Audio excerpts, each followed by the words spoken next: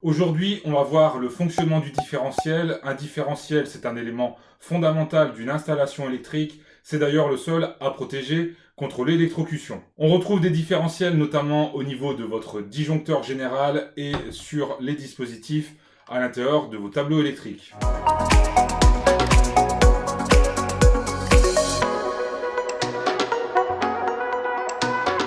Bonjour tout le monde, bienvenue sur ma chaîne YouTube qui a pour but de vous expliquer l'électricité, l'installation électrique, afin de vous permettre de pouvoir réaliser votre propre installation.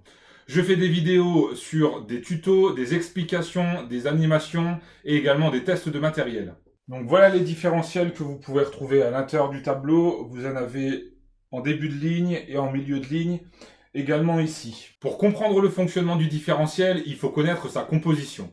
Tout d'abord, il est composé d'un tore. C'est une forme géométrique qui ressemble à une couronne. Celui-ci, je l'ai récupéré à l'intérieur d'un différentiel. Il est constitué de matières ferromagnétiques. Les matériaux ferromagnétiques sont simplement des matériaux qui réagissent avec l'aimant.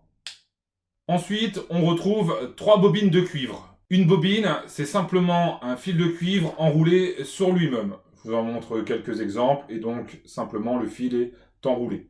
Troisième élément, le déclencheur. Je vous montre ici un déclencheur. Encore une fois, je l'ai récupéré dans un différentiel, et il permet, par un système d'aimant, de venir ordonner à l'interrupteur de couper le courant. En quatrième élément, on retrouve donc un interrupteur. Il est là pour interrompre le courant. Je vous montre ces 3 premiers éléments sur le schéma. Je vous ai représenté l'amont et l'aval du différentiel.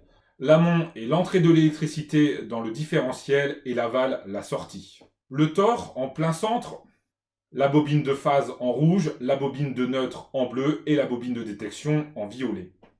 Ces 3 bobines sont enroulées autour du tore. Le déclencheur, à l'extrémité de la bobine de détection, relié au déclencheur par les pointillés gris, l'interrupteur. Ce sont les 2 barres parallèles en position oblique. Son fonctionnement, on va alimenter une machine à laver. L'électricité circule dans la phase, alimente la machine à laver, puis repart dans le sens inverse par le neutre en bleu.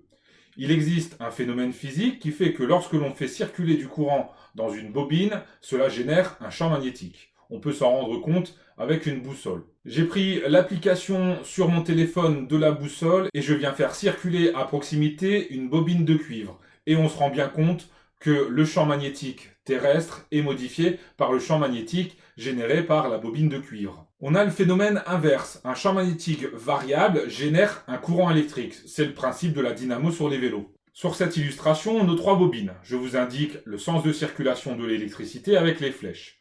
Le champ magnétique, généré par la bobine de phase, se dirige vers la bobine de détection. Il en est de même pour la bobine de neutre, mais dans le sens inverse. La machine à laver a besoin de 11 ampères pour fonctionner, va donc circuler 11 ampères dans le fil rouge. La machine ne consomme pas d'ampères.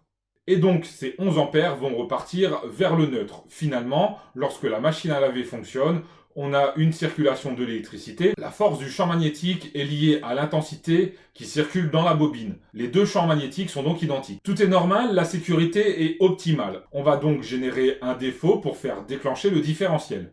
Une fuite est présente sur la machine à laver, par exemple un fil dénudé. L'électricité circule sur la carcasse de la machine à laver. Le fil de terre, appelé conducteur de protection, évacue cette fuite. Du courant circule donc dans ce fil. J'ai pris l'exemple de 0,6 ampères.